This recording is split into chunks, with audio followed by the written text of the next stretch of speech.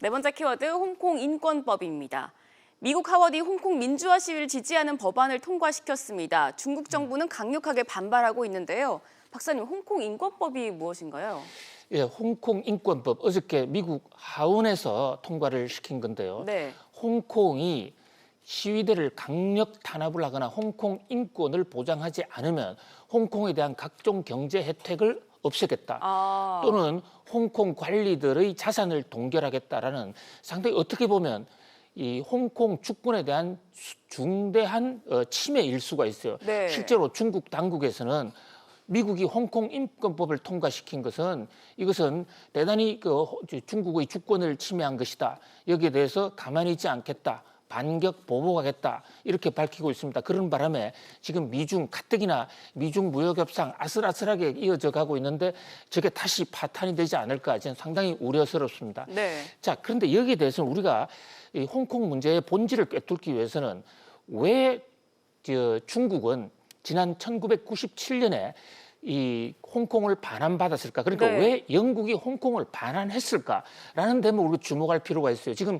컴퓨터 그래픽에 나오고 있던 1842년에 이른바 이 아편 전쟁에서 영국이 중국을 이김으로써 홍콩을 할양받았습니다. 네. 그때 홍콩을 영원히 영국이 통치하도록 했었습니다. 네. 그것만 있었다면 사실은 문제가 없었을 수도 있어요. 그런데 그 이후에 2차 아편 전쟁이 일어나면서 영국이 또 이겼죠. 그러는 바람에 홍콩 위에 있는 방금 저 지도가 지나갔지 않습니까?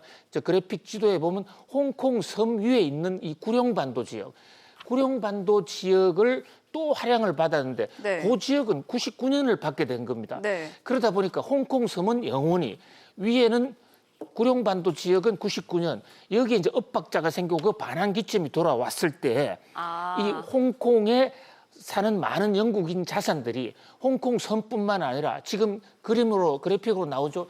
저 위에 구룡반도 지역에 홍콩의 재산이 상당히 많았던 겁니다. 영국인들 재산이 많았던 거죠.